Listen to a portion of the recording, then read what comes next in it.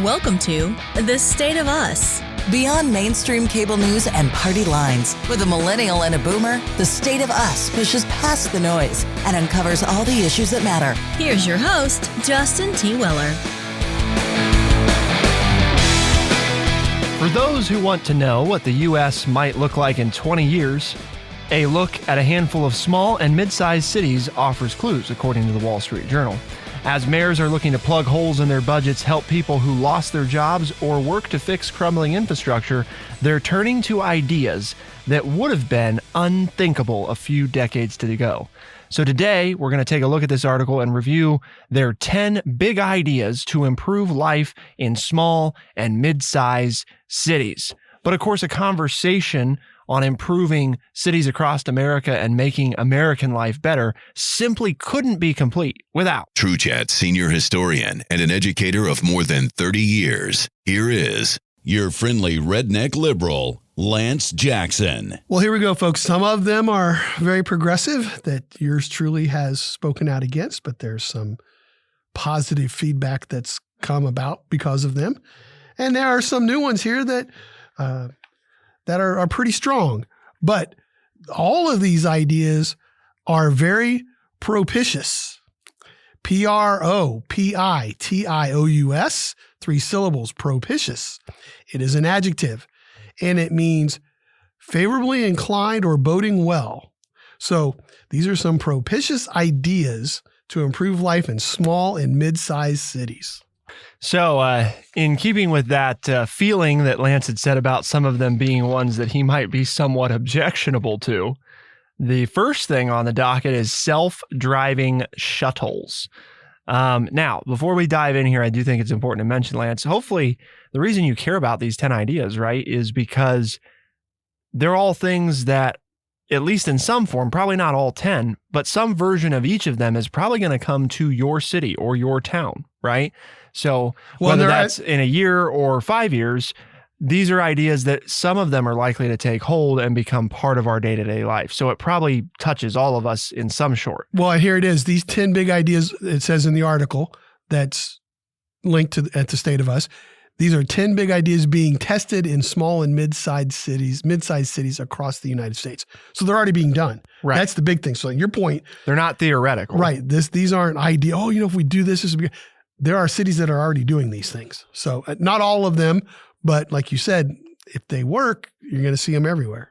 So self-driving shuttles. For many years, Arlington, which sits between Dallas and Fort Worth, had the dubious distinction of being the largest city in the United States without a public transit system.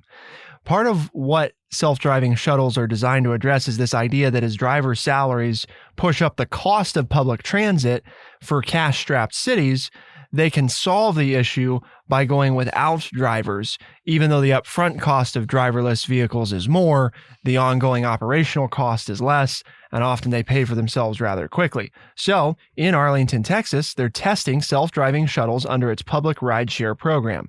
It uses an app that residents can hail one of 4 SUVs or a Polaris GEM personal transportation vehicle within a 1 square mile downtown test zone. So it's a very small scale to start with, but the idea is kind of what we knew is coming, which is why Uber and other large rideshare companies have invested so heavily in the idea of driverless vehicles, is because there's all these things that become enabled, right? Not only do you eliminate the cost component of having to pay a person to drive the vehicle, but there are things like safety that should improve. And one of the largest ones is the dynamic of changing car ownership for Americans, right? Because even with the advent of forthcoming electric vehicles, that doesn't really change the necessity for most Americans to have at least one car in their possession, right? To own a vehicle. Even if you live in a city, a lot of times you probably have a car, with the exception of a few of the nation's very largest where public transportation is superb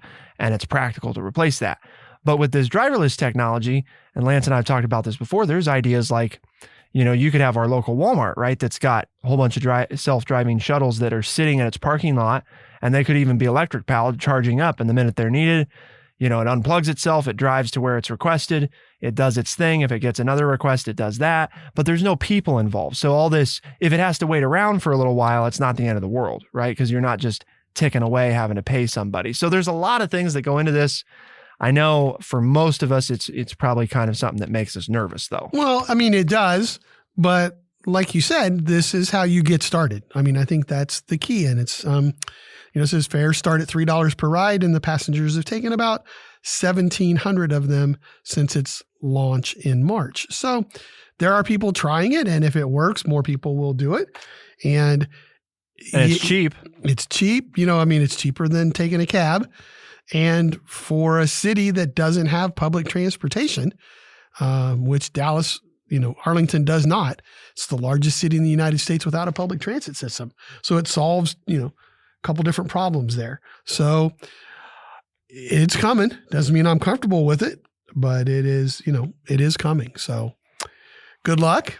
Hopefully it works. So what's next on our list, Lance? Well, they listed universal income. Man, the first two out of the gate are really ones that you're just all about. If you know me, it's not one of my favorite things, but it's interesting because your friendly redneck liberal likes to learn. And there's a program in Stockton, California that was begun in 2019 that gave 125 randomly selected residents of low-income neighborhoods $500 a month for 2 years. It does not say where the money came from, but that's what they did. They said that their income became more stable. Well, okay, yes, money coming in will make you more stable. They reported fewer signs of anxiety and depression. And this one I found very interesting. They were more likely to end up with full-time work. So there, I got to get behind that. I mean, if spending a little bit of money helps people end up with a job and more likely to work, then I'm all for that. The mayor of Stockton, Michael Tubbs, lost his re-election campaign in November, but he is part of a group pushing universal income and has launched an advocacy network called Mayors for Guaranteed Income, which he says includes around 50 cities. And he says the pandemic, and this is true, I think, the pandemic and the popular use of stimulus checks have opened more people up to the idea of universal basic income. I believe that. Do I think it's a majority of people? No, but I do think more people are talking about it and have had their minds open to it. Still, and this is where your friendly redneck liberal is, some economists worry that the payments are too expensive and will lead people to stop working. If you're a listener to the show, you know that that's the way I feel. I do, though, however, find it interesting that this has been a study by a couple of PhD candidates at different universities, and they have found that these people who got this money were more likely to end up with full-time work than people who did not. I think this is interesting because this one uses a income threshold to determine who has access to it, which may at a surface level seem like, well, yeah, that probably makes sense.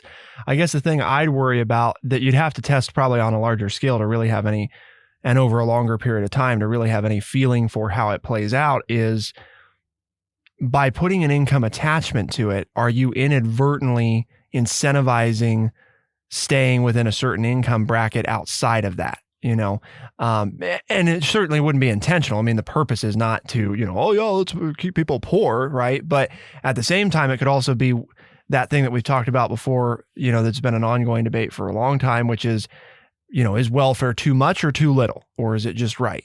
And it is a difficult thing because you have to really balance that with, you don't want to give people so little that they can't, get by. At the same time, if you give them too much, that's more than they could make, or that is maybe less, but it's a lot easier to make than it would be to just go work. You don't want to incentivize not working. But maybe people do. I mean, I know there are some advocates of universal basic income that suggest that we take it to a level where you really wouldn't have to work if you don't want to. So it's a bigger conversation. Lance and I have talked about it before. I guess I would say that's the one thing with this program that we haven't really heard of before, because most ideas, the concept of universal basic income is that everybody gets it. So I don't know.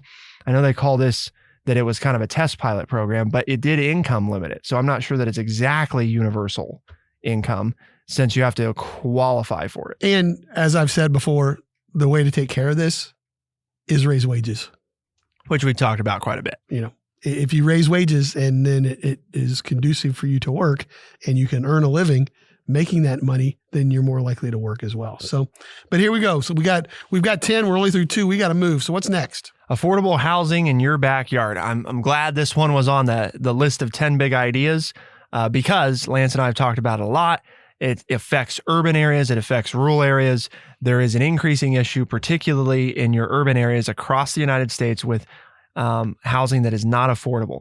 And so basically what happened here in California is a town looked at the city's so-called second unit ADU program, which offers low interest loans of up to $150,000 for existing homeowners to turn garages or vacant land on their property into rentals for tenants with Section 8 housing vouchers. Loans of up to $75,000 were also available for lower income homeowners to bring existing accessory dwelling units up to code. So the thinking here is that you already own a home and you may have extra space, whether it's on your land or your garage. And rather than spending all this money to build low income housing, which keeping in mind, right, is one of those, it also divides the population because, well, we built this complex and we're going to put all the poor people here, right? Well, it's something we've done historically that has not turned out very well, right? Either. We've been trying it for how long? Let's find a new solution. And this is kind of interesting because if you're a homeowner, right, in a lot of these places, you're already in a certain financial position. You're putting in a place that is Section 8 eligible. And so now you're integrating, right, neighborhoods. The one thing I will say about this is that I don't like is that people are already packed together in big cities. And this is talking about increasing density volume, where Lance and I have talked about before. I'd like to really see a program. I don't think this is a bad idea. I mean, I think it's kind of interesting. It'd be very curious to see how it all plays out. If people who live in a higher income neighborhood are really willing to let people who might qualify for Section 8 housing move in. Because if they are, I think that could be a big benefit of it, is breaking down some of those barriers and making people that live in those neighborhoods more aware of problems in their community. At the same time, I think we'd also like to see, and Lance and I have talked about this, more connections to rural America where there is space. A lot of them in existing cities that have a lot of vacancies that could definitely take people if the infrastructure was there, both for people to get there quickly and had access to the resources they needed in those small towns, which could also help bridge the divide in America. So that's my thought on that one, Lance, is I don't think this is a bad idea. I think that there's a lot more to do. This doesn't solve affordable housing. It could certainly help, though. Sure. And it's better than having people live out on the streets. And like you said, the whole idea of bringing people together from different backgrounds seems like a good thing to me. We've got a lot more to talk about, though. Cash for remote workers, online training, reparations, smart sewers, smart delivery zones, smart everything, tiny homes, and cleaner streets. A lot more to come. Keep it here on The State of Us, and we'll be right back.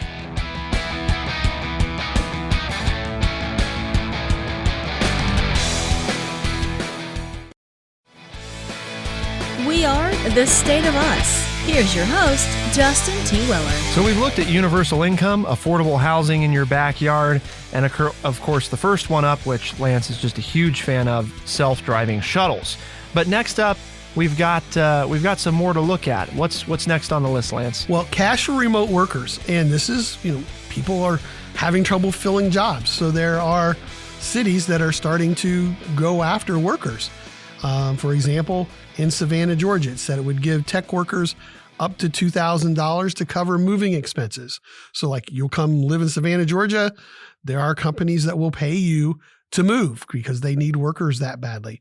There's another program being run in Tulsa, Oklahoma, and it says it will pay $10,000 to remote workers who will come to Tulsa to work. And since 2018, more than 50,000 people have applied to the program. There you go. That shows you the interest level, right? 800 have been chosen, and applications increased 5-fold in 2020. So this is obviously something that's working, okay? And people can then decide where they want to live, because these are remote workers. So if you're working remotely, you can live wherever you want. And there are cities here, 2 of them, that are targeting those people, saying, you work remotely, come live in our town. Obviously, if you say, well, why would I do that? Why? Well, maybe it's a nicer place. If you move there, then all of a sudden if you're getting paid, obviously you're getting paid. They're getting your tax money. You're shopping in their grocery stores. You're attending their movie theaters.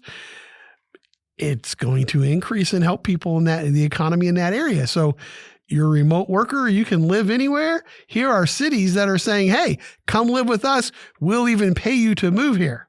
So win-win. Yeah, well, and I think this kind of goes hand in hand with the affordable housing thing too. Like we've talked about, there's some cities that are looking at, let's make sure that people know that there's housing available, but let's also incentivize them to come live here, because if they're doing remote work, then it doesn't matter where they are as long as they have good access to the internet and can get connected to their company. So small towns across America might look at this as an example of saying, why would we lay out that money up front? Well, the towns that are doing this, right, have figured out that the money that they're incentivizing people with is almost paid off within a year, just in the fact that they've had to find a new place to live in the community that they're in. And then after that, the bonus, right, of obviously the tax revenue for the foreseeable future. So it is an investment up front, but really at the end of the day, it's not that much given the benefit to the city, I don't think, in the long term. So I hope that more small communities look to adopt this as a way to pull people in and say, look, you can live here and do all these jobs remotely.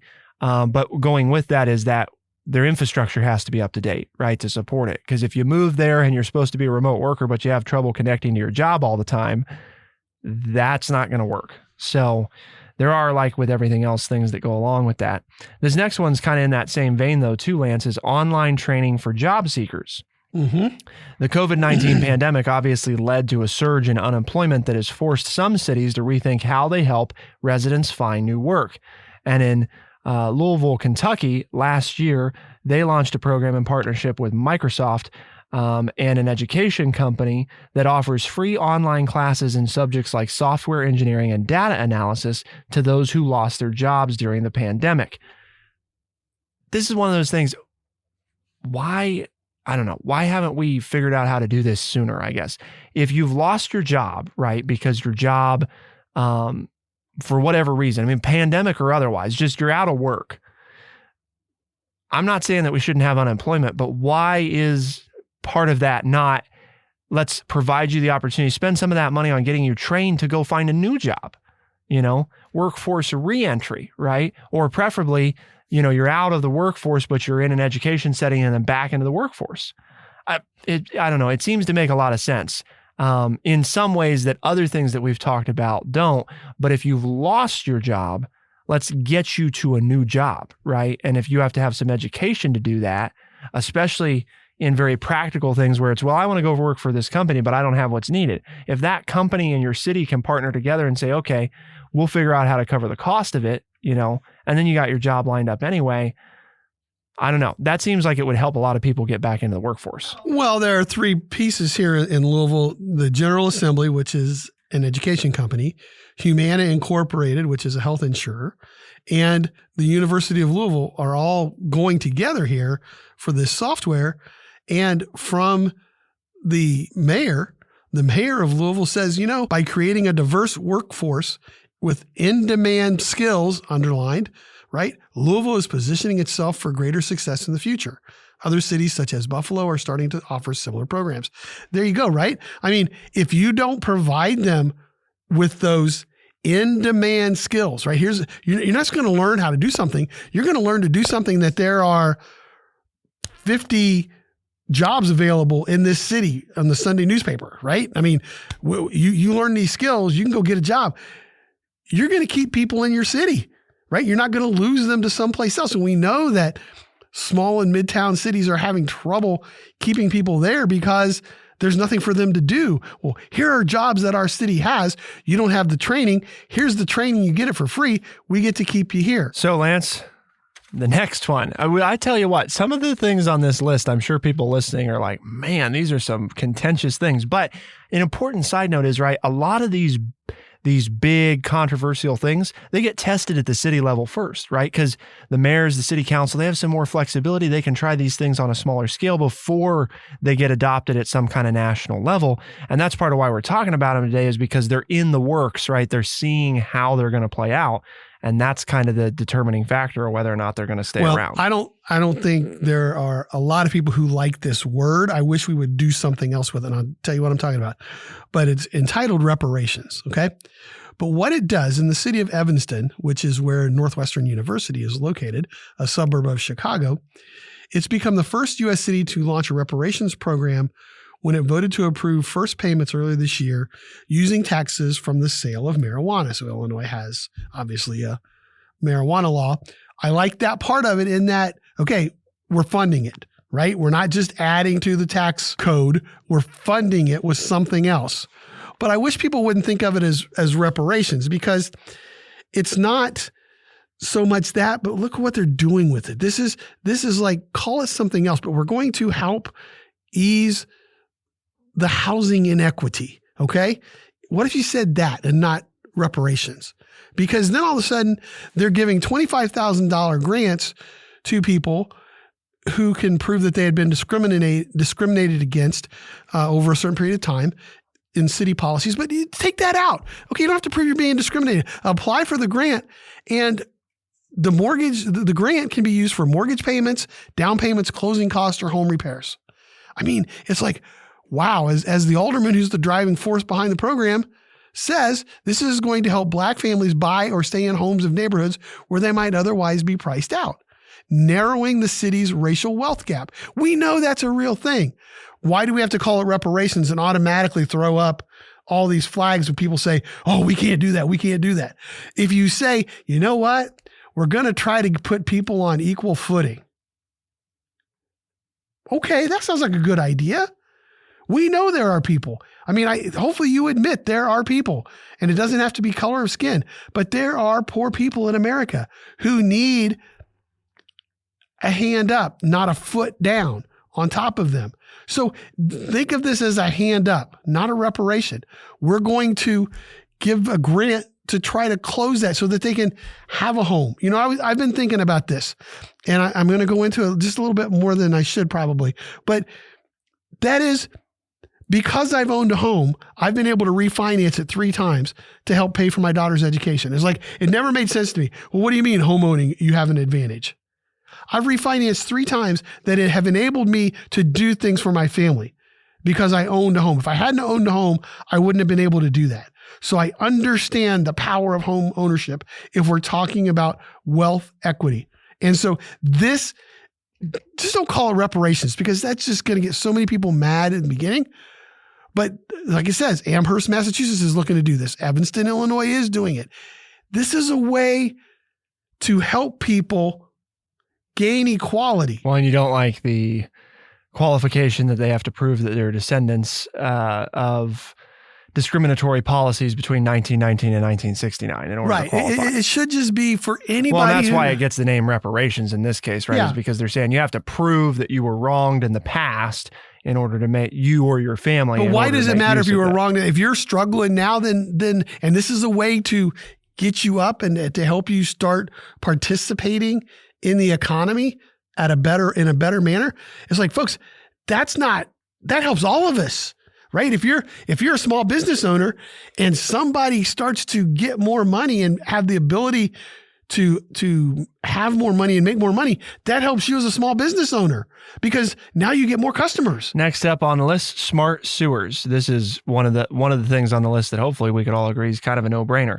When it rains or when snow melts in most cities, the sewers often can overflow and they dump wastewater into rivers or other water sources. South Bend, Indiana became one of the first cities to address the problem with what they dubbed smart sewers. Basically, they place sensors and valves that detect when the system is in danger of overflowing and redirect wastewater so that less of it escapes the sewers.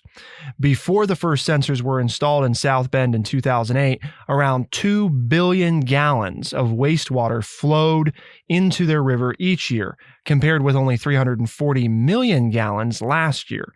according to the Public Works Director. South Bend wants to update its smart sewer system so that it doesn't just measure water quality or quantity, but also quality. Cities, including Cincinnati, have followed suit.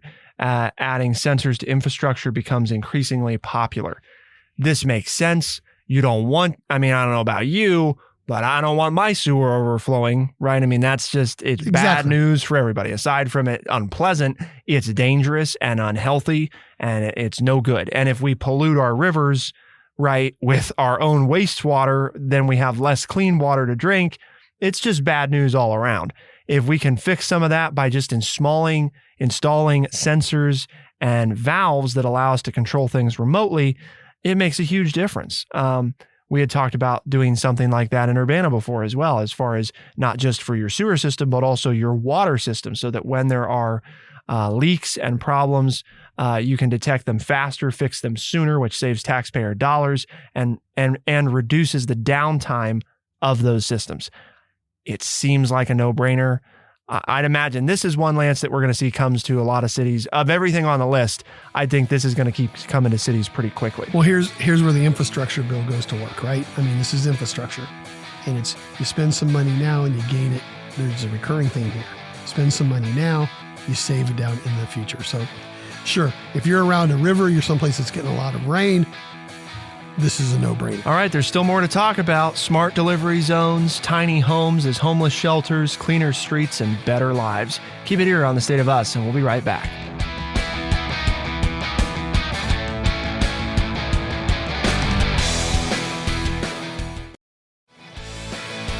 We are The State of Us. Here's your host, Justin T. Weller. Affordable housing in your backyard, cash for remote workers, online job training, and more. We've covered a lot today, but there's still more to discuss. So, Lance, smart delivery zones, because we see these Amazon vehicles and all these other delivery vehicles, and they're plugging stuff up, right? They're driving all over the place, and they're causing a lot of problems. If you're like me and you have to go to a mid-sized town and go downtown during the workday, it just drives you crazy, because not only are you trying to get somewhere and there's traffic, but it's also they're full of delivery vehicles who are blocking traffic while they unload their boxes, or they're just driving around and around trying to find a free spot where they can unload their boxes and their deliveries. So in Aspen, Colorado, they have a pilot program where they are going to designate smart zones or dedicated curb and alley spaces that delivery drivers can reserve with their phones. There you go, right? Set aside a spot, give people a place. Now they're in, they're out. They can arrange their schedule, and the rest of us can maneuver around downtown with no problem. It says around 2 months into the pilot, the company found that 60% of delivery drivers complied with the rules. And if they catch on, smart zones could offer new sources of revenue for cities while also cutting down on congestion. So here it is, I mean, it's like, okay, we'll let you drop off here. We're going to charge you, but you've got a spot because you reserved it. And it's like, okay, something new. 60% of the people, 2 out of 3 said, okay, we'll do that, and we're going to follow the rules. Yeah, we'll pay for that rather than clogging traffic. So if I can get to my dentist appointment, or I can get to my business appointment because some driver has an app on his phone, a delivery driver has some app on their phone where they can hit it, know that they're going to be there at 10 o'clock, unload from 10 to 10:15 in some alleyway, and they're out of my way. This sounds like a no-brainer, easy one. Yeah, I mean, this is kind of like the smart sewers things. If we can do it, why not do it? Because it's not just a convenience item too, right? It's going to save the companies money, which means that they don't have to charge as much for delivery. And that's good for you, right? And it's good also because obviously it decongest the streets. It's good for climate, right? I mean, it's good for lots of reasons, and it's good for the delivery drivers. I mean, I'm sure it's frustrating to them when they can't find a spot to park, and then people are mad at them because they're blocking traffic. It just eliminates a lot of very common sense. And it would seem like the companies, right, that use these delivery drivers, they would want this because it's going to improve their drivers' efficiency and probably the driver's happiness, less consternation throughout the day. So absolutely. Next up, Lance, tiny homes as homeless shelters. Many city governments agree that building more housing is the solution to homelessness. But apartment buildings are expensive, usually take years to complete, and are often outlawed by zoning codes that prohibit tall buildings. Some cities are looking to build tiny homes to quickly get homeless people off the streets and into permanent housing. Salt Lake City plans to build a tiny home village for residents who are chronically homeless, encouraging people who would otherwise balk at shelters or apartments to move indoors. The pilot would start off with 40 homes and potentially go to 300 to 500 homes. The city has not settled on a site or determined the cost, but the project is following a similar initiative in Austin, Texas. We know there's a homeless problem. We've talked about it. You got to improve access to affordable housing, right? But you also have to do something to take care of the people that are homeless right now. And it's darn near impossible for them to get a job if they're living on the street, right? If they don't have a place to shower and they don't have a place to keep some clean clothes, I'm sorry, but as much as we probably shouldn't be a society that's like this, it matters. If you're going to show up and you're in some clothes that, don't look much like clothes and are pretty stinky, you're probably not going to get the job, even if the person likes you, right? Even if you do a great job, which is a whole other thing, whether or not you can do a good job, because what kind of emotional and mental state are you in, especially if you're coming in and you don't look very put together. So we got to do something, right? We got to do the thing to fix the long-term problem, which is access to affordable housing. And we talked about some stuff like online job training for people that have lost their job. So you have some options to connect some of these things so that you're really addressing some systemic issues. But again, you got to do something with the people that are already on the street, and just saying, go find a job is really not probably going to work. Well, I don't know if people have seen these, but these tiny homes are kind of, they're all over the internet and TV with little shows where they have people who are trying to get away from it all. And they have these tiny little homes that you can basically pull with your pickup truck, if you had one, and put it somewhere. And I think this is a great idea because, like it says, people who are chronically homeless and they say, yeah, I don't want to go to the shelter because the shelter is dangerous. Or, I don't want to go to that apartment because, it's rat infested or whatever. These tiny homes are really small, but you have the privacy of being in your own place, which I think so many of us, especially if you live in a city, what I've heard of people who live in the city, which is why I don't, is they crave their privacy. Like, I don't want to have to go to get privacy. I go out on my back stoop and there are 5,000 other people sitting out on their back stoop, to escape the heat because, you live in this big city. I like being able to go and be somewhere where it's quiet and on my own. And these tiny homes, meaning you can fit a lot of these in a very contained space, but everybody's in charge of their own, they have their own individual place. I think I like this idea. And it's worked in Austin, Texas. It already is a home to more than 220 people. So again, like Justin said at the beginning of the show, these aren't theoretical ideas. They are ideas that at least one city, if not two or three, have already put in place and are finding success. The last one, they finally give me one that I can just wholeheartedly, I don't have to rename it or read through it. I just love it. Cleaner streets, better lives. I go back to my youth and I remember seeing the Native American, the American Indian, with tears coming in his eyes. It was a PSA, public service announcement, where people were going down the road and they littered. And here was a Native American standing there with tears running down his eyes because people were littering the countryside. And I just can't never have liked the idea of littering. And it just burns me when I see people throw stuff out of their car windows or just throw something down on the sidewalk instead of carrying it to the closest receptacle or whatever. But this idea is that in California, they are improving the lives of homeless people by putting them to work cleaning up the streets. The idea is that performing tasks like picking up litter and following a strict work schedule make it easier for people to re-enter the workforce. Amen. So I got to say, hallelujah, amen, right? You give people a job and they do something good and they feel good about themselves, they're going to want to do it more often. And the cool thing is that participants get vouchers to buy things like groceries, to use for transportation like buses, riding the bus, as well as help finding jobs and navigating the healthcare system. Downtown Streets, an organization running the program, launched in Palo Alto, California in 2005. It's now in 16 other cities, and they've helped over 1,000 people find jobs. I mean, wow. This is just like, this just hits every button that I've ever talked about, right? Here you take people who are living on the street, you give them a job, you help them clean up the street, you give them the things they need, then you turn around and say, okay, here's a coupon for $10 at the grocery store or $50 at the grocery store. Here are, a booklet of a dozen bus passes.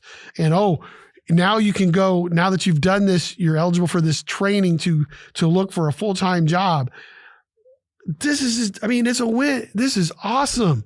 It takes care of a problem that honestly we shouldn't have, right? If we all just took care of our trash the way we're supposed to, instead of just throwing it on the ground or out our car windows, then there wouldn't be a littering problem. Unfortunately, there is. Here's a very positive way to take. Well, because it addresses litter, but it also does something to help with the homeless problem. It teaches some basic things like work schedule, right? And I think the voucher thing, I don't want to overlook that. I think that's really important because one common thing, I've talked to people about this over the years. You see the person on the street and they're asking for money, right?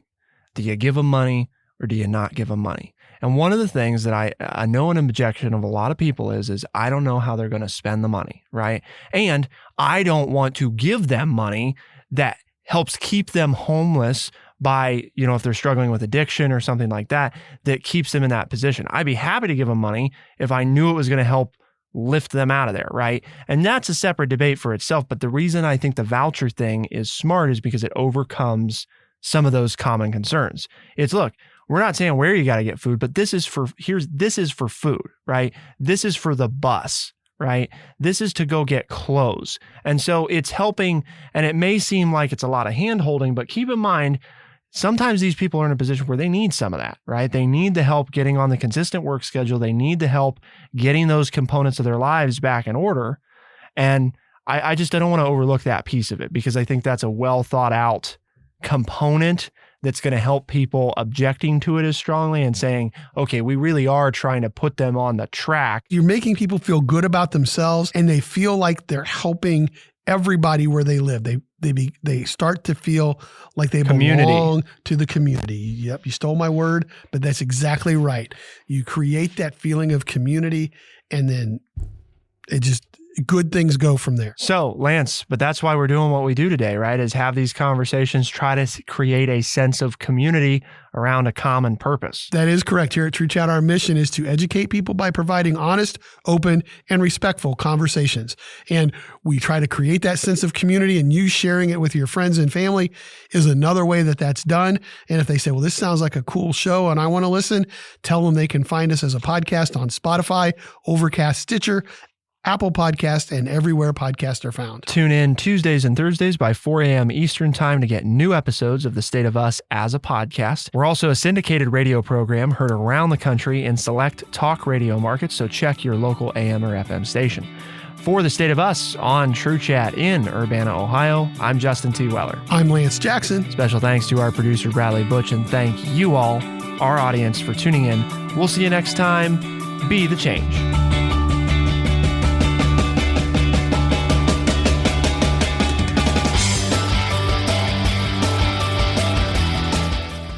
Be sure to check out our website, thestateofus.org, for books, articles, and all the ways to tune in.